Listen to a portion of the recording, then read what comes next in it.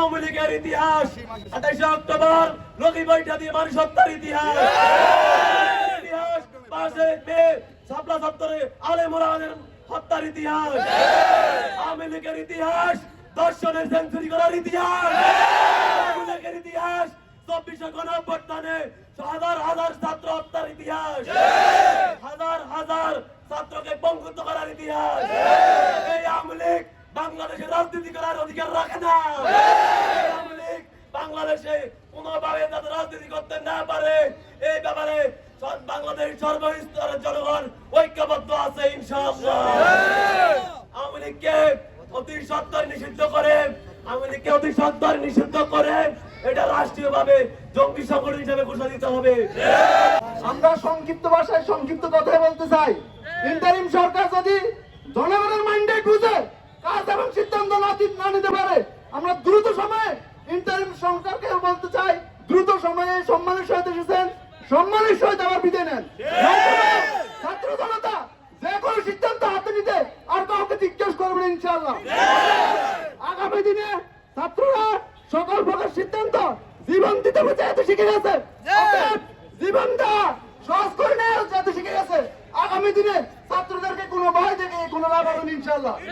সম্মানিত উপস্থিতি, 1947 সালে দেশভাগের মাধ্যমে আমরা ভারত থেকে স্বাধীন হয়েছিলাম। 1971 সালে পাকিস্তান থেকে আমরা স্বাধীনতা অর্জন করেছিলাম। দুর্ভাগ্যবশত গত 53 বছর আমরা স্বাধীনতার প্রকৃত সাধন করতে পারি নাই।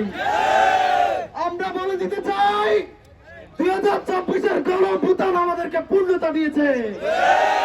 জুলাইয়ের স্পিরিটকে আমাদেরকে ধারণ করতে হবে, আমাদেরকে মুক্তভাবে কথা বলার অধিকার দিয়েছে জুলাই।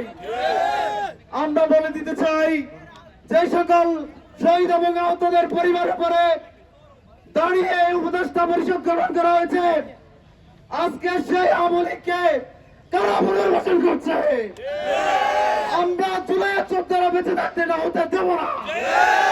অবিলম্বে আওয়ামী লীগকে বাংলাদেশ থেকে নিষিদ্ধ করতে হবে, আওয়ামী লীগের সকল আস্তানা ভেঙে দিতে হবে। এক রক্তক্ষয়ী যুদ্ধের মাধ্যমে বাংলাদেশ দ্বিতীয়বারের মতো স্বাধীন হয়েছে। কিন্তু দুঃখের বিষয় হচ্ছে যে শহীদদের রক্তের বিনিময়ে এই ইন্টারিম সরকার ক্ষমতায় বসেছে, সেই ইন্টারিম সরকার ক্ষমতায় বসে জুলাই বিপ্লবী এবং শহীদদের সাথে গাদ্দারি করছে। তারা আওয়ামী লীগকে পুনর্বাসনের চেষ্টা করছে। আমি আজকে লক্ষ্মীপুরের ছাত্র জনতার পক্ষ থেকে হুঁশিয়ার করে দিতে চাই, ডক্টর ইউনূস সাহেব, আপনি সম্মানিত মানুষ, সম্মানের সহিত আপনাকে ক্ষমতায় বসানো হয়েছে। আপনি যদি এই বিপ্লবীদের সাথে শহীদদের সাথে বেইমানি করার চেষ্টা করেন, হাসিনার মতো অবস্থা করতে আমরা দ্বিতীয়বার ভাববো না।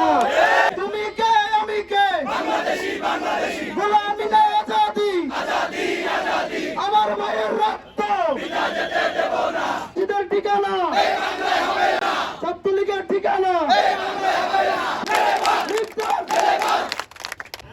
2 মে আমরা টিএসসিতে যখন জুলাই অভ্যুত্থানে নেতৃত্ব দানকারী আমাদের ছাত্র ভাইদের সাথে টিএসসিতে যখন আড্ডা দিয়েছিলাম, আমাদের ছাত্র আন্দোলনের নেতৃবৃন্দ শুধু এত কথাই বলছে, যদি এই ফ্যাসিস্ট হাসিনার যদি পতন না ঘটতো, যত ছাত্র তৌহিদি জনতা এই আন্দোলনের নেতৃত্ব দিয়েছেন, শেখ হাসিনার যে 800 আইনাগর করে রেখেছিল, বৈষম্য বিরোধী আন্দোলনের সমস্ত নেতৃবৃন্দকে এই আইনাগরে অবস্থান করানোর মতো যথেষ্ট স্পেস সরকারের ছিল।